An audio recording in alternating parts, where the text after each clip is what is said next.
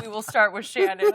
Is there any truth to what was just said? I had a long conversation with Mike Irvin on Saturday. Yeah. And I've asked him on several occasions, stop coming out with these bull jive when it have comes you? to your Cowboys. Oh, so man. it's bull jive. Yeah, man. You know Michael Homer, Skip Bayless. He loves the Cowboys more than you do. Skip, look, there is some truth to what Mike is saying. Do I believe that Dak's leadership style is more reflective of Tom Brady than Aaron Rodgers? I absolutely do. But for me, Skip, and Dak is a good leader, but for me, the real test of Dak's leadership skills will come when what? He wins a Super Bowl. He wins an MVP. Therein lies when you see, because you learn a lot about a person when they get power. Right now, Skip, the world changes. If you play the quarterback position and you win a world title in the game of football, your life changes. People view you different. I'm not so sure Dak's not going to view himself differently. So that will be the true test for me. If he could get to win a Super Bowl, Lord forbid he becomes the Super Bowl MVP and win a regular season MVP, now I'm going to see how his leadership, will he remain the same? And I think that's one of the greatest tests of Tom Brady's. Yeah, he's a great leader, but it seems to me that he has gone unchanged as far as his teammates goes. 6 Super Bowls, the 4 MVPs, all the accolades. He seems to be the same still, as everybody calls him, Tommy. He seems to be the same guy. And I think that goes a long way because, you want guys to, even though the quarterback is very important, Skip, yeah, for a lot of times he's the best player. He gets certain privileges, but you never want him to take advantage of that. Tom Brady seems to be a normal guy that wants to hang with the guys and doesn't put himself in front of the team.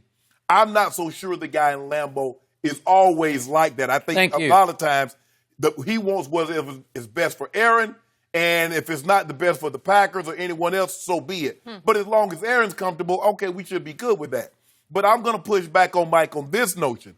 I'm not so sure that the main reason that Aaron Rodgers does not have 6 Super Bowl rings is because of his leadership style. I think a lot of that has to do with coaching, and a lot of that has to do with his defense. Skip, did you know in Aaron Rodgers' career in Green Bay, twice has he had a top 10 defense? One of those times he went to and won the Super Bowl.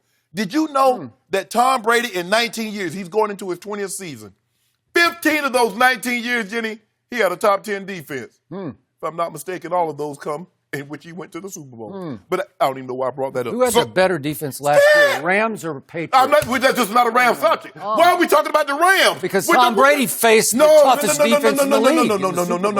No. He beat Hold on. Was Tom? Hold on. I just want to make sure I'm hearing you correctly.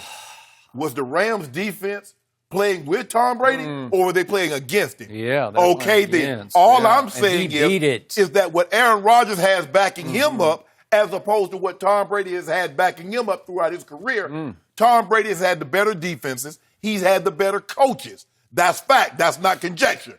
So with all that being said, does Dak Prescott leadership style reminds me more of Tom Brady or Aaron Rodgers? I will say Tom Brady. Do I believe Aaron Rodgers' leadership style is the sole reason he doesn't have more Super Bowl rings? This is where I push back on Michael Irvin. I think early in your opening soliloquy, I heard you acknowledge Dak Prescott is going to win a Super Bowl. I think you said that. Let's see what happens. Let's see how he reacts after he wins a Super Bowl. I think you are acknowledging if I'm not mistaken, that it's a given that he is going to win a Super Bowl. If I'm not mistaken, I said let's see if and when he can get to. Let's see how he handles win. I heard it. It's okay. It's okay. Okay, make your point. Boy, I got a lot of points because when I read this, you want to talk about music to my ears. Of course.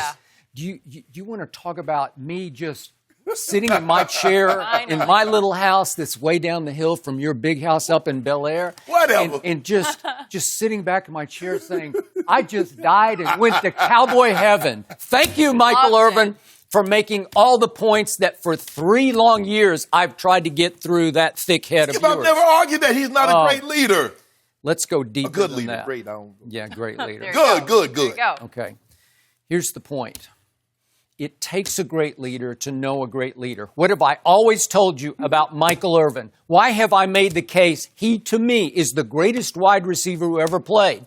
Because he's the only wide receiver who was the heart and soul of the Cowboy dynasty of the 90s. Yes. The only wide receiver in the history of football who led a football team to multiple championships. Trust me, I covered the team. He was the difference maker. He was the one I always said, I want him in my foxhole in New York and Philly and Washington in December or January.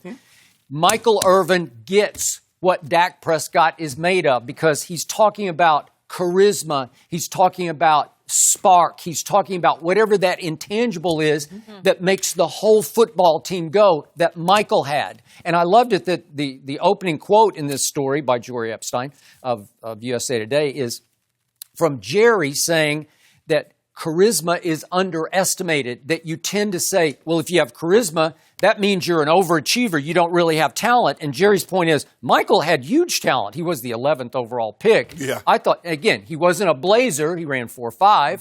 But could he run by people when it was time to run under touchdown passes? Yes, he could. Oh, so Jerry said he has charisma and he's this and that, but he's willing to make him play on a prove-it deal. So much for charisma. Just watch what happens. You don't think he's going to get his deal? You want to bet on it? You want to bet? I dare you to bet it. I'm sorry. Every day I dare you to bet on it. I'm sorry. I interrupted you. You were making great points. No, I apologize. I'm not making good points. I'm closing the case. Because here's Michael Irvin. Aaron should have more titles. I think we all agree with that. Okay. But the problem is, and he's using dramatic as a noun, which I've never heard before, but it's like a dynamic or dramatic. It's drama. It's drama. It's drama. Yeah. There's too much drama with Aaron Rodgers. Why have I always compared Aaron Rodgers to LeBron James, the drama king in all sports? Goats. They're not both goats. They're both victims of your overreaction because you see one spectacular play and you say, that's transcendent. He's the greatest thrower of the football ever. Can he lead a team to a championship? Can LeBron lead a team to a championship under duress? No. 3 times he's done it. Yeah, and he's lost 6 times. Oh, So the point is that Tom Brady has that it factor that lifts a whole franchise where he's the heart and soul of the Patriots. It's not anybody on defense. It's not Bill Belichick. It's Tom Brady. And what have I told you from year number 1 with Dak Prescott? He is Brady-esque. What do they have in common? Both are later round picks, Tom 6th, Dak 4th. They have chips on shoulder. They're fighting with an underdog mentality that Aaron Rodgers and LeBron don't have. They're divas. They're the king. LeBron's still tweeting king emojis like he's the king of what? He is the king. What is he the king of? I don't know. How you gonna say a man? How you gonna say a man got deposed last year? How can you say a man that's born to a single mother and as a teenager that grew up like he grew up can't handle stress or can't play up under duress? Boy, I've seen a bunch of times when he runs from that late game free throw line, but that's okay. So I love the analogy that Michael used. What Dak is, you got to be steady Eddie through the football game because your team has to stay on balance. Because if you overreact, if you throw a fit or a tantrum or do what LeBron did at the end of game 1 of the finals 2 years ago when he just gave up and goes and sits away from the team, like, do you think Tom Brady would ever do? No. Do you think Dak Prescott? No, he just leave out that Tyconn Underwood. Oh, so or he got into it with Josh McDaniels. The guy who got cut the next week. What about him getting into it with Josh McDaniels? Josh McDaniels walked on the field and tried to show him up. Oh, you see what we're making an excuse. Okay, what about Bill O'Brien?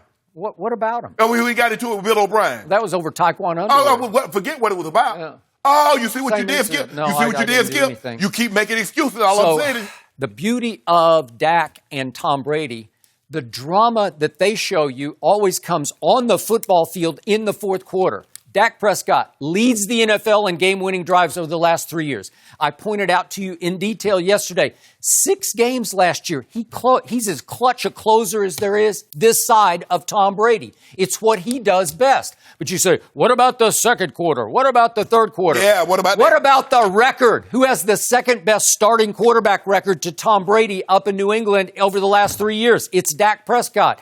That's why Michael concludes it's insane to hear people try to criticize Dak Prescott. And the money line of this whole piece is, Michael Irvin says, It's like everyone's looking for a reason not to believe in Dak Prescott instead of opening their eyes for all the reasons they should believe. Tell that to Jerry. What have I taught? He's going to pay him. Oh, you don't get it. You just overreact from day to day because it's all you got, because you know this is a team on the verge of winning a Super Bowl. Thank you for watching. You can subscribe here to get the latest from the show, and be sure to check out more of the best clips from Undisputed, or go watch a few other segments from our other shows on FS1.